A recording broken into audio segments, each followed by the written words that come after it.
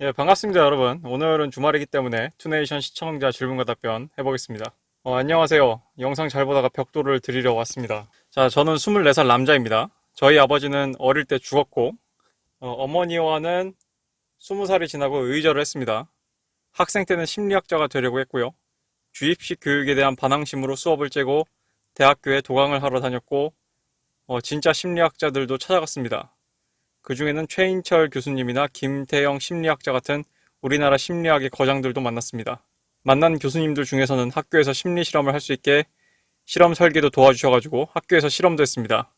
실험은 학교에서 콜라 60캔을 진열한 뒤 카메라 설치를 몰래 하고 실험 시작 후 콜라캔이 없어지기까지 시간이 얼마나 걸릴지, 콜라 한 캔이 없어지면서 분당 없어지는 콜라의 개수가 얼마나 늘어나는지, 군중 심리라는 게 파급력이 어느 정도인지 보는 것이었습니다.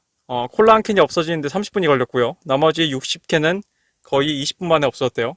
제가 생각한 것보다 훨씬 빨랐고 콜라를 마시는 애들과 널브러져 있는 콜라캔들이 내가 얼마나 대단한 쉬킨지 느끼게 해줬습니다. 저의 자신감은 말도 안 되게 높아졌고 전교생 앞에서 발표할 기회를 받았을 때는 그냥 햄버거를 먹고 내려왔습니다.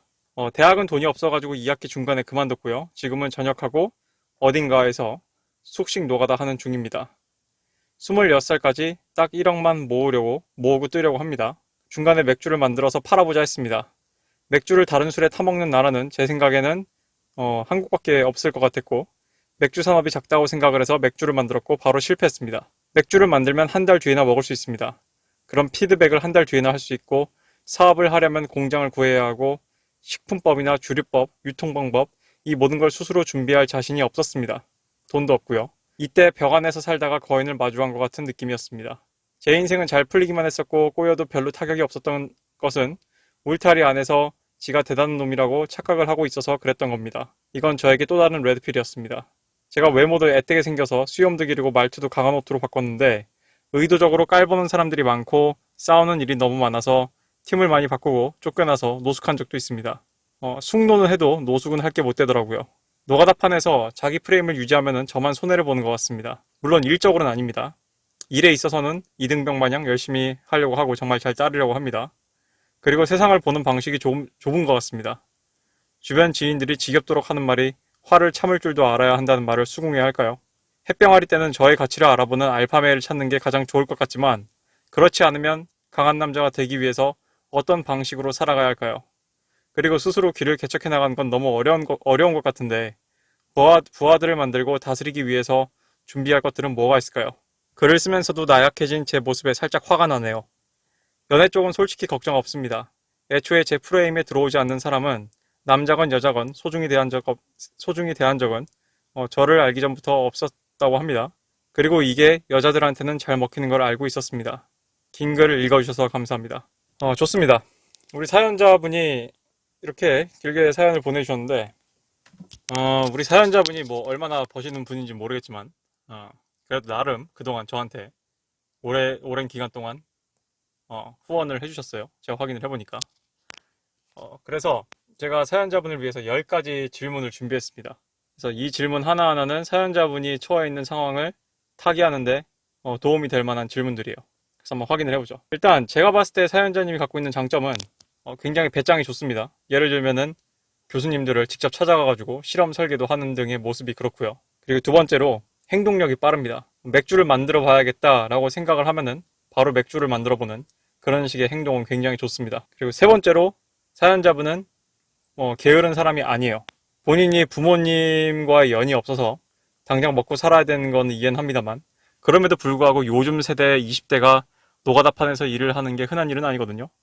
근데 노가다판이라는 노동의 환경에서 일을 하고 자기 자신의 앞가림을 한다는 것 자체는 요즘 우리 세대를 비추어 봐도 그렇게 쉽게 할 수 있는 일이 아닌데 저는 이 부분은 굉장히 인상적인 부분이라고 생각을 합니다. 그래서 제가 글을 보고 느낀 사연자분의 장점 3가지였고요. 그럼 이제 제가 사연자분한테 묻고 싶은 질문 10가지가 있어요. 자, 첫 번째 질문, 왜 학교를 그만뒀나요? 돈을 다시 벌면은, 그래서 말씀하신 대로 1억을 벌면은 다시 학교로 돌아가서 심리학자를 할 건가요? 내가 이 질문을 하는 이유는 뭐냐면은, 내가 봤을 때 사실 사연자분은 뒤에도 얘기하겠지만 별로 그렇게 심리학자가 되고 싶은 것 같지는 않아요. 이게 학자형 인간이 있고 아닌 사람이 있는데 내가 봤을 때 사연자분은 학자형 인간은 아니에요. 그리고 본인의 성격상 학비가 모자라가지고 본인의 처지가 매우 곤란해서 공궁에서 학교를 안 다녔다고 하기에는 우리나라 시스템은 너무 잘 돼 있죠. 예를 들면 학자금 대출 이런 것도 있고. 그래서 내가 봤을 때 돈이 없다는 건 핑계인 것 같고, 좀 본인한테 솔직했으면 좋겠어요. 왜 학교를 그만뒀는지. 정작 그 심리학자라는 그 직업을 가기 위해서 뭔가를 해보니까 이게 내 길이 아니라고 생각을 한 건지, 또는 대학이라는 환경, 또는 그런 학계라는 환경에 대해서 뭔가 회의감이 든 건지, 이 부분에 대해서 좀 자신한테 질문을 해봤으면 좋겠어요. 왜냐하면은 본인의 성격상 정말 본인이 심리학자가 꿈이라면은 모든 수단과 방법을 동원해서 그걸 했을 것 같거든. 참고로 내가 하는 질문은 저한테 대답을 하라는 게 아니라 스스로에게 하라는 얘기입니다. 제가 첫 번째 질문을 한 이유는 이미 당신이 이런 말하는 태도나 뉘앙스에서 자기 자신한테 솔직하지 않음이 느껴졌기 때문이에요. 돈이 없어서 2학기만 다니고 그만뒀다고 하기에는 좀 앞뒤가 안 맞는 게 많으니까. 자, 그리고 두 번째 내가 하고 싶은 질문은 콜라켄의 실험을 한 취지는 무엇이고 거기서 뭘 배웠을까요? 제가 봤을 때 교수님이 지시한 콜라켄 실험은 그렇게 대단한 실험은 아니에요. 왜냐하면은 군중 심리에 관한 실험은 이미 앞서서 수많은 사람들이 했거든. 아마 내가 장담하건대 이건 안 봐도 유튜브인데, 안 봐도 비디오인데, 제일 처음 콜라를 가져간 첫 번째 뛰어드는 펭귄이 나타날 때까지가 시간이 좀 오래 걸렸을 거고, 사람들이 너도 나도 콜라를 집어가기 시작하면은 뒤에 가속이 붙었을 거예요. 그래서 이건 그렇게 새로운 실험이 아닙니다. 이건 이미 비슷한 수많은 실험들이 있는 내용이에요. 그러면은 내가 궁금한 거는 본인은 그 실험을 통해서 무엇을 깨달았고 무엇을 배웠냐요. 왜냐하면은 본인이 거기서 뭔가 깨달음을 얻었고 신나서 배운 부분이 있으면 나한테 그 부분을 언급을 했을 것 같거든. 본인 성격상. 그리고 이게 첫 번째 질문과 이어져가지고 내가 본인이 학자형 인간이 아닌 것 같다고 얘기한 부분이기도 해. 왜냐하면은 본인이 심리학자에 어울리는 그런 학자형 인간이라면은 당신이 가장 신경 쓰고 관심 갖고 주의 깊게 볼 부분이 바로 그 실험의 취지와 그 실험의 결과에 대한 내용이거든. 근데 되게 재밌는 거는 사연자분 본인은 그 실험 결과를 보고 저한테 다음과 같이 얘기했습니다. 콜라를 마시는 애들과 널브러져 있는 콜라캔들이 내가 얼마나 대단한 새끼인지 느끼게 해줬습니다. 그러니까 본인은 약간 좀 나르시스트적인 기질이 좀 있는 거죠. 나르시스트적인 기질이 좀 있는 거야. 물론 저는 군중 심리에 대해서 생각을 할 때마다 저도 자연스럽게 인간의 미개함이라는 키워드가 연상이 되는데 만약에 본인이 거기서 깨달은 게 인간이 미개하다가 전부였다면은 인간이 미개하고 나는 잘났다라는 그런 나르시즘적인 충족이 본인의 삶에 그렇게 발전에 도움이 되지 않는다는 것이죠. 이게 지금 사연자분이 알아야 될 또 하나의 중요한 교훈 중 하나예요. 그래서 여기서 이어지는 나의 세 번째 질문은 다음과 같습니다. 왜 전교생 앞에서 햄버거만 먹고 내려왔는가? 아마 전교생 앞에서 실험 결과를 발표할 기회가 주어졌다는 거는 교수님이 주관을 해가지고 한 것 같아요. 그리고 지금 보내주신 사진을 보니까 본인 스스로 셀카를 찍은 게 아니라 누군가가 제3자가 그 전교생한테 발표를 할 기회를 받은 그 강당에서 그 강당 위에 책상에 앉아가지고 햄버거를 먹고 있는 사연자분의 모습을 찍은 거를 저한테 보내주셨잖아요. 인증샷으로. 아마 제 채널을 보는 사람 중에 그 현장에 있었던 사람이 있었다면 당신인지 알 거야. 내가 하고 싶은 궁금한 질문은 그 사진이 친구가 찍어준 것이든 아니면 에브리타임에 돌아다니는 우리 학교에 이런 미친놈이 있었다라는 그런 식의 게시글에 의한 것이든 내가 하고 싶은 얘기는 왜 올라가서 햄버거를 먹었어요? 그러니까 그게 무슨 퍼포먼스냐 이거지. 그리고 내가 또 궁금한 거는 만약에 교수님이 주선한 자리고 그런 식으로 기회가 주어졌는데 거기서 햄버거를 먹고 내려온 행위는 본인이 스스로 생각하기에 본인한테 주어진 기회를 잘 살린 거라고 생각을 해요. 내가 정말 하고 싶은 질문은 그런 모습이 본인은 쿨하다고 생각을 하는 거야. 왜냐하면은 내가 예상한 대로 그게 교수님을 통해서 어떤 발표의 자리가 주어져 있었고, 그래서 전교생들이 모인 자리라면은, 많은 학생들이 모인 자리라면은, 그거는 교수님에 대한 굉장한 모욕과 무례이기도 하고, 당신의 실험 결과를 듣기 위해서 모여든 그런 청중들에 대한 예의도 아니거든. 뒤에 나온 질문들에서 나오겠지만, 사연자분은 리더가 되고 싶어 하고, 알파가 되고 싶어 하고, 성공이 되고 싶어 하는 야망이 있는 것 같아요.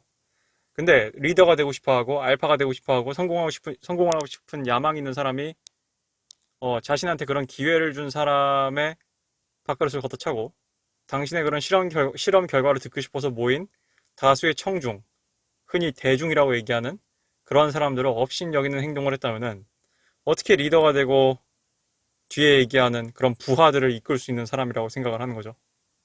이 부분에 대해서 본인이 왜 그렇게 행동을 했는지 명확히 할 필요가 있는 것 같아요. 그리고 저한테 이렇게 사연으로 보내가지고 인증샷까지 보냈다는 얘기는 어떤 그거를 일종의 트로피나 훈장으로 생각을 하고 있는 것 같은데, 제가 봤을 땐 굉장히 당혹스럽습니다.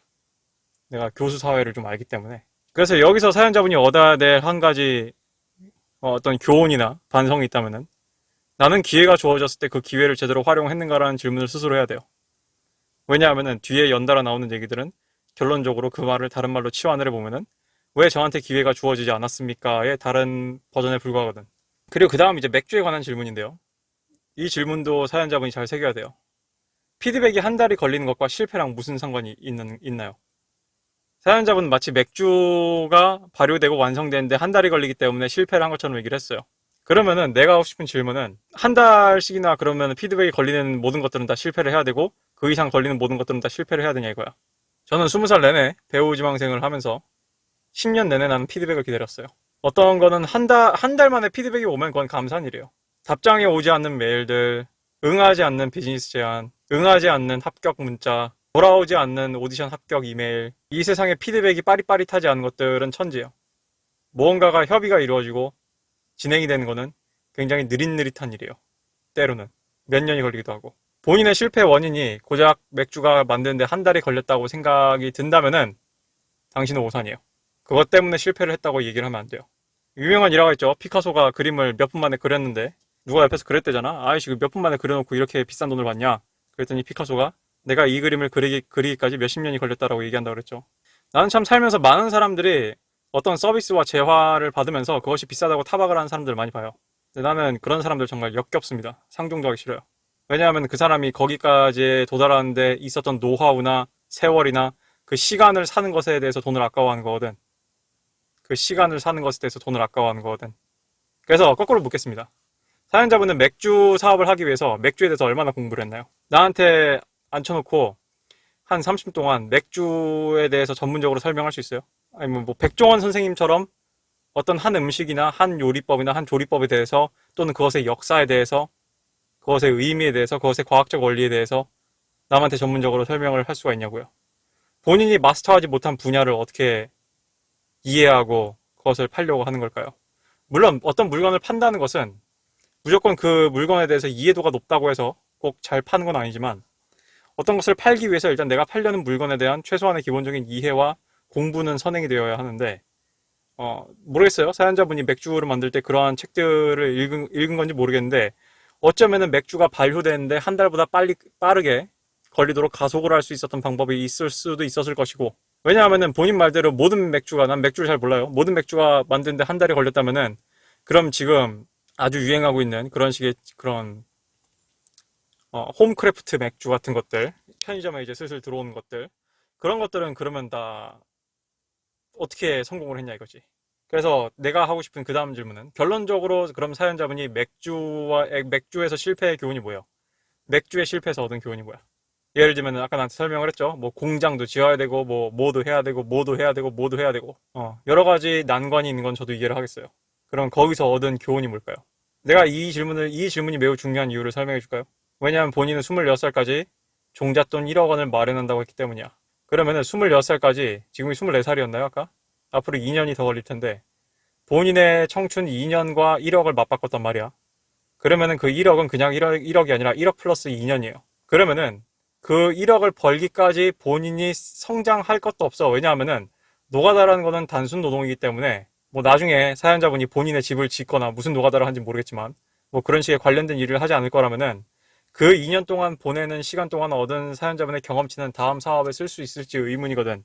그러면 내가 하고 싶은 질문은, 그 1억은 보통 1억이 아니라 굉장히 소중한 1억일 텐데, 그러면 이전에 실패해서 뭔가 얻어간 게 있어야지 그 다음 1억은 이상한데 안 날려먹지 않겠어요? 그 다음 질문입니다. 하도 많이 싸워가지고 팀도 많이 바뀌고 쫓겨나서 노숙하는 거는 강한 프레임을 유지하는 건가요? 내가 사연자분이 나한테 보내준 카카오톡을 읽어드릴게요. 자, 이 팀장인 사람인 것 같아요. 그래서 이렇게 이 단톡방에서 일을 공지를 했어요. 근데 사연자분이 본인 이름이 호명이 안 되니까 저는 없나요? 라고 물어보시고, 그게 말이 씹히니까 그 다음날에 부자 되시고요. 혹시나 맞짱 뜨고 싶으면 어디로 전화 주세요. 이렇게 얘기했잖아요. 그러니까 이게 강한 프레임을 유지하는 방법인가요? 내가 하고 싶은 얘기는.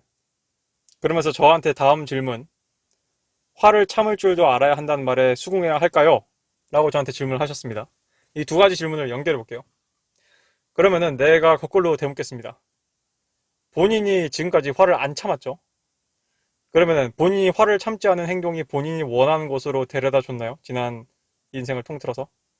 이거는 저한테 물어보는 게 정말 필요가 없는 게, 본인의 인생을 통틀어 살면서 내가 봤을 때 쭉 이렇게 전투적으로 산 것 같아요. 호전적으로. 그러면은 호전적으로 산 본인의 어떤 태도와 마인드와 행동이 본인이 원하는 목적지로 본인을 데려다 줬는가를 스스로 질문을 해본다면은 나한테 이 질문을 하는 거는 필요가 없어요. 본인의 체험상 본인이 원하는 곳으로 데려다 주지 않았으니까 나한테 이런 질문을 하는 거겠죠. 왜냐하면은 내가 어떤 삶의 방식을 정하고 그 삶의 방식이 아주 잘 작동을 한다면은 옆에서 누가 와서 씨부리든, 최재천이 와서 씨부리든, 뭐 누가 와서 씨부리든, 뭐 오은영 박사님이 와서 나한테 말씀을 하시든 나한테는 필요가 없거든. 그러면은 거꾸로 짚어보자면은 그동안 작동이 잘 안 됐다는 얘기죠. 그럼 물어봅시다. 우린 레드필 채널이고 남성성에 대해서 얘기를 하고 뭐 그런 것들에 대해서 얘기를 하니까 이 질문을 한번 해보자고. 화를 참지 않는 건 남자다운 건가요? 또는 화를 참지 않는 거는 여러분이 좋아하는 알파스러운 기질일까요? 화를 참지 않는 거는 프레임을 유지하는 방법일까요? 오히려 반대일 수도 있죠. 왜냐면 레드필에서는 뭐라 그래요? 남자한테 감정대로 행동하지 말라 그러죠. 어떻게 보면은 화를 참지 못하는 거는 나약한 남성의 표본일 수도 있죠. 화를 참지 못하고 버럭버럭 화내는 거. 필요할 때 화를 내는 게 중요한 거지.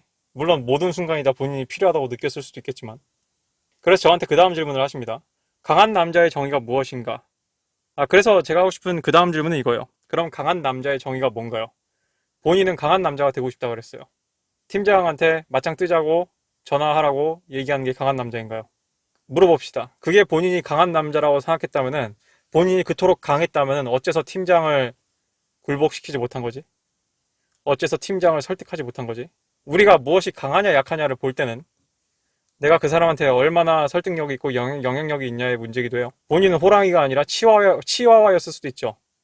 치와와는 자기가 무섭다고 생각을 할지 모르지만 치와와를 바라본 사람들 입장에서는 성가시고 시끄럽고 짜증나는 존재일 수도 있어요. 그래서 당신이 맨날 팀이 바뀌고 이 팀에서 저 팀으로 전전한 걸 수도 있지. 자기가 호랑이인 줄 알고 있는 치와와는 우리 사회에 되게 많습니다. 그래서 저한테 이런 질문을 하셨죠. 그 다음에 부하들을 만들고 다스리기 위해서 준비할 것들은 뭐가 있을까요? 이게 제가 아까도 얘기했듯이 사연자분이 나르시시즘이 강하다는 거예요.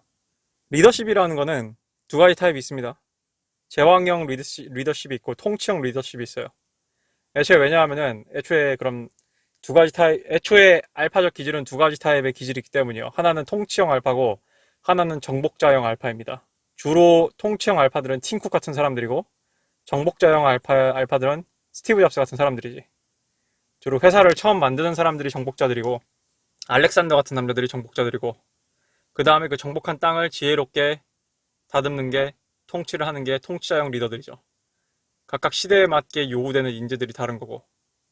내가 궁금한 거는 본인은 부하가 뭐라고 생각을 해요? 다스림이 무엇이라고 생각을 해? 부하들, 특히 남자 사회에서 남자가 누군가 나를 따르려면은 그 남자에 대한 신뢰가 있어야 됩니다. 그 남자에 대한 두려움이 있어야 될 수도 있고요. 아니면 그 남자에 대한 호감이 있어야 될 수도 있어요. 인간적으로. 예를 들면 도널드 트럼프를 좋아하는 사람들은 도널드 트럼프에 대한 두려움이 있다기보다는 호감이 있는 사람들이죠. 때로는 두려움이 호감을 낳을 때도 있기도 하고요. 때로는 두려움이 증오를 낳을 때가 있기도 합니다. 예를 들어서 로스차일드 가문은 굉장히 두려움을 양산하는 가문이지만 덕분에 세상에서 가장 미움을 받는 가문이기도 하지. 뭐 다 가질 순 없어요. 내가 하고 싶은 얘기는 그럼 본인의 컨셉이 뭐예요? 본인은 정복자형 타입이 되고 싶은 거야? 아니면 통치자형 타입이 되고 싶은 거야? 아니면 본인은 왜 굳이 팔로워들을 요즘 시대에 안 맞게 부하라고 지칭을 했을까요? 그러면은 이 질문을 나한테 하려면은 내가 이 질문을 하기 위해서 본인한테 해야 될 질문을 알려줄게요. 내가 나 같은 놈이 있으면 나를 따를 것인가? 또는 우리 항상 레드필에서 얘기하죠. medium is message. 드러나는 현실 자체가 모든 걸 그냥 그대로 말해준다고. 드러나고 있는 현상 자체가 이미 답이라고. 때로는. 어떤 남자도 당신을 따르고 싶어 하지 않는다는 것 자체가 당신은 누군가가 당신을 따를 그릇이 아니라는 신호일 수도 있죠. 이거는 잔인하고 바꿀 수 없고 굳어버린 어떤 심판이 아니라 그냥 현재 스코어를 얘기하는 겁니다. 현재 주소를. 왜냐하면 본인은 20살 20대고 남자는 거듭나는 동물이고 거듭나는 성별이고 그렇기 때문에 바꿀 수 있거든. 근데 바꾸려면은 올바른 질문을 해야 돼. 그래서 내가 오늘 그 올바른 질문들을 알려주는 거예요. 왜냐면 우리 사연자분이 나한테 적지 않은 기간 벌어들이시는 수입 대비 그래도 꽤 적지 않은 후원을 해줬기 때문에 나도 그만한 답례를 하는 거죠. 그래서 이 질문이 선행되어야지. 나는 그럼 영향력을 끼칠 수 있는가? 또는 나는 사람들의 호감을 살 수 있는가? 또는 최소한 나는 사람들한테 두려움을 일으킬 수 있는가? 이 세 가지 질문을 해야지. 이 세 가지는 서로 교집합이 되기도 하고 일부가 쓰이기도 하지만 아무튼 빠져서는 안 되는 요소들로 이루어져 있죠. 만약에 그냥 나 잘난 맛에 사람들이 나를 알아봐주고 나를 따르라 라고 하길 원한다면은 아마 그 일은 한평생 가도 일어나지 않을 겁니다. 그리고 마지막 질문입니다. 왜 글을 쓰면서 본인이 나약해졌다고 생각을 하죠? 내가 봤을 때 본인은 나약한 사람이 아니에요. 어렸을 때 아버지를 여의고 20살 때는 어머니랑도 연을 끊었습니다. 왠진 모르겠지만 이 세상을 홀로 살아가면서 투쟁적으로 살았고 그리고 지금은 하기 쉽지 않은 일인 노가다를 하면서 삶을 살아가고 있어요. 매일매일 사람들과 부딪히면서.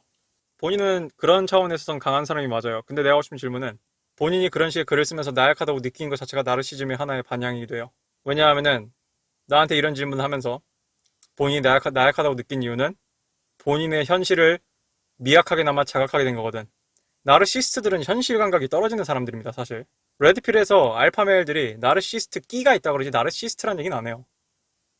나르시즘 끼가 있는 거지. 그러니까 지혜롭고 때로는 기민하고 민첩하고 때로는 사람들을 끌어당기는 힘을 있는 사람들이 살짝 나르시스트 끼가 보이면 좋은 거지. 즉 여러분이 알파메일이면은 나르시스트 끼가 있을 수는 있어도 여러분이 나르시스트가 된다고 해서 알파메일이 되는 건 아니라고 얘기했죠. 제가 옛날에 그 멤버십에서 얘기할 때 본인은 아까 자신의 레드필 모먼트라고 얘기했지만 제가 봤을 때 전반적으로 본인은 아직 본인에 대해서 뭔가 회피를 하거나 인정을 하지 않는 부분들이 있어요. 즉 본인이 뭔가 모르는 게 있고 본인이 뭔가 헤매는 게 있고 사실 본인이 생각하는 것만큼 본인이 강한 사람인 건 맞는데 내가 말하는 강하다와 본인이 희망하는 남자로서 강하다의 정의가 다른 건 알겠죠 지금? 사람들이 당신을 두려워하고 우러러보고 따르고 싶어하는 그런 식의 강한 남자는 아니라는 사실을 깨달았기 때문에 또는 은연중 느끼고 있기 때문에 나한테 질문을 하면서 글을 쓰다 보니 약한 것 같아서 기분이가 나쁘다라는 식으로 얘기하잖아. 근데 남성성 좋아하고 남자다운 거 좋아하는 것 같은데 아까 화내도 되나 화내는 화를 참으라는 말이 맞나요? 라고 질문한 거에서 느꼈듯이 남성성이라는 거는 웬만하면은 감정에 의해 기본적인 동기부여가 돼서 동요가 일어나는 게 아니에요. 이걸 또 잘못 오해를 해가지고 남성성이 있다 뭐 이런 말이 남자답다 이런 말이 감정을 느끼지 않는다도 아니에요. 타이윈 레니스터도 개빡치면 화냅니다. 징기스칸도 화가 나면은 바로 죽여버렸고 뛰어난 리더들 다 그래요. 스티브 잡스는 거의 무슨 성격 파탄자였지. 걔가 좀 특이한 케이스긴 하지만 내가 하고 싶은 얘기는 사연자분은 약간 제 멋대로 하면 그게 알파메일이고 제 멋대로 하면 남자다운 거고 제 멋대로 하면은 프레임이 유지된다고 생각을 하시는 것 같은데 이 세상에서 제일 하기 쉬운 게 제 멋대로 하는 겁니다. 한편으로는 사람들이 제 멋대로 살지 못한다고 하지만 한편으로는 제일 쉬운 거기도 해요. 내 멋대로 살기. 왜냐하면은 내 멋대로 하고 산다는 거는 어떠한 일련의 목표에 대해서 생각을 하지 않는다는 거거든. 어떠한 일련의 목표가 있고 일련의 목적 있는 사람들은 제 멋대로 하지 않아요. 왜냐하면 제 멋대로는 랜덤이거든. 제 멋대로는 감정이거든. 그거는 선장이 조타실에 앉아가지고 지금은 오른쪽으로 좌연 꺾고 싶으니까 꺾을래, 우연 꺾고 싶으니까 꺾을래라고 하면서 그런 거와 똑같아요. 목표가 있는 사람들은 뭘 해야 되고 해야 되지 않는지를 잘 아는 사람들입니다. 목적 있는 사람들은 무엇을 해야 되고 하면 안 되는지 잘 아는 사람들이에요. 심지어 가장 인생을 지멋대로 사는 것처럼 보이는 앤드류 테이트조차 뭐라 그랬어요? 자기 영상에서? 높은 등급에 올라간, 높은 계급을 차지하고 있는 남자들 중에 우연으로 올라간 사람은 없다. 모든 것들은 다 계획된 것이고 모든 것들은 다 디자인된 것이다. 라고 얘기하잖아요. 다 계획된 것이라고. 그럼 본인이 프레임을 장악한다는 착각하에 마음대로 화내고 맞짱 뜨자고 승질내고 사람들 앞에서 햄버거 먹고 한 거는 본인이 계획한 거예요? 아니면 짐승처럼 그냥 자기의 그런 충동적인 감정에 충실한 거예요? 자기 잘난 맛에. 이 질문을 스스로 해야죠. 일단 이런 건 있습니다. 애초에 노동을 하는 사람들, 노가다를 하는 사람들이 다 사람들이 되게 좀 드세요. 쉽게 얘기하면. 그 사람들이 돈이 많아서 노가다를 하겠어요? 하루 벌어 하루 살아가는 인간들 많을 거고 소주로 잠을 지새는 사람들이 많을 거고 나이 많은 양반들도 많을 거고 그때 말로 얘기해서 뭐 시궁창 같은 삶일 수도 있죠. 그러면은 그런 삶을 살아가는 사람들일수록 또는 몸을 쓰고 때로는 목숨이 위험한 그런 현장에서 일을 하는 사람들일수록 훨씬 더 거칠고 사납죠. 거칠고 사납다고. 그러니까 그 사람들은 척박한 환경에 놓인 사람들이에요. 어떤 일말의 교양이나 일말의 여유 같은 거를 기대할 수 없는 사람들이기도 하지. 그럼 한편으로는 전략적으로 봤을 때 그 사람들이랑 맞서겠다고 매번 스물 몇 살짜리가 나이 문화가 있는 이런 유교 사회에서 빽빽거리고 맞서는 거, 뭐 때론 이런 게 있을 수 있습니다. 그렇게 힘의 질서에 의존하고 약간 좀 드센 사람들이 있는 공간에서는 내가 양보하고 좋은 게 좋다고 넘어가는 게 때론 안 좋을 수도 있지만 우리가 레이싱을 하는 데는 엑셀만 쓰거나 브레이크만 쓰지 않죠. 좌우지간 결론적으로 지금 본인은 그 노가다판에서 본인 당신한테 뭐라 한 사람이 아니라 본인이 왔다 갔다 하고 있잖아. 지금 팀을 옮기는 건 본인이잖아. 왠 줄 알아요? 본인이 그럼 이제 그 노가다판 내에서 천덕꾸러기가 됐다는 얘기예요. 본인의 편이 있어요? 노가다판 내에서? 물어보자고. 본인의 편을 드는 사람이 있어요? 그럼 본인의 편을 들도록 그 사람들한테서 호감을 얻는 연습을 해봤어요? 또는 본인의 편이 생기도록 명분을 제대로 만들어봤어요? 우리 사연자분이 리더십이라는 게 뭐 저기 어디 나중에 훗날 1억 벌고 뭐 했을 때 내가 뭐 공장을 세우거나 사업을 했을 때 사장실에 앉아서 하는 거라고 생각을 하는 모양일 수도 있지만 어쩌면 지금 당장 본인이 있는 작은 사회 내에서 내가 나의 우방이 될 사람들을 구축을 하고 세력을 구축하는 법을 배우지 못했다면은 그런 작은 사회에서조차 하지 못했다면은 앞으로도 할 수 있을까요? 그걸 한번 생각을 해야 된다고. 아까 말했듯이 사연자분은 굉장히 여러 가지 장점이 있습니다. 행동력이 좋고 낙천적이야. 그리고 웬만한 사람들이 봤을 때 본인의 인생은 그렇게 밝지 않아요. 엄마 아빠랑 그렇게 연 끊기고 그래서 엄마 아빠의 그런 지원 없이 20대가 홀로 그렇게 홀로서기를 하고 개척한다는 건 쉬운 일이 아니죠. 근데 그럼에도 불구하고 본인의 삶을 낙천적으로 생각을 하고 부지런하게 일을 하고 몸 쓰는 일을 하고 하는 거 다 좋은데 본인한테 부재된 건 지혜입니다. 지혜. 지혜는 어디서 나오냐? 지혜는 책에서 나오는 게 아니에요. 책에 들어있는 건 지식입니다. 지혜는 응용된 지식이에요. 응용력이지, 응용력. 경험이 있다고 해서 사람들이 다 똑똑해지지 않아요. 경험을 분석하고 이해하고 응용을 할 줄 알아야죠. 사연자분을 봤을 때 약간 여포 같은 사람이야. 자기가 강하다고 생각을 하지만 제가 이거 하나 말씀드리겠습니다. 삼국지에서 제일 초반에 돼진 사람 중 하나가 여포입니다. 제일 강했지만 제일 빨리 되졌어. 왜냐면 여포한테는 지혜가 없었거든. 사연자분이 틈틈이 도서관에서 책을 빌려 읽든 뭘 하든 인간에 대해서 이해를 하려고 해본다던가 뭔가 지혜를 구하려고 한다던가 또는 올바른 질문을 하는 법에 대해서 곰곰이 앉아가지고 생각을 해볼 필요가 있어요. 근데 몸이 지치면 그게 될지 모르겠는데 그럴 필요가 있고 스스로 그런 식으로 해나가야 됩니다. 스스로. 아니면은 그런 식으로 자기를 봐줄 수 있는 사람들을 친구로 만들던가. 아까 그 편지 내용 중에 보니까 그런 얘기가 있었어요. 나의 가치를 알아봐주는 알파메일을 만나는 방법에 대해 생각을 해봤다. 알파메일들은 바빠요. 뭔가를 달성해낸 사람들은 더더욱 그렇지. 그리고 안타깝게도 수많은 평범한 사람들이 자기 자신이 다 빛을 보지 못한 사람이고 내가 적절한 멘토를 만나거나 적절한 알파의 눈에 띈다면은 그 사람이 나의 특별함을 알아봐주고 날 키워줄 거라 생각을 하지 그런 망상을 하지만 그런 식의 드라마틱한 일이 벌어진다면 굉장히 운이 좋은 케이스고 대부분의 경우는 스스로 일어나야 됩니다. 그렇기 때문에 스스로 지혜를 갖춰야 되는 거예요. 그래서 내 대답은 이거면 충분한 것 같아요. 한번 제 대답을 듣고 한번 곰곰이 좀 생각을 해봤으면 좋겠어요.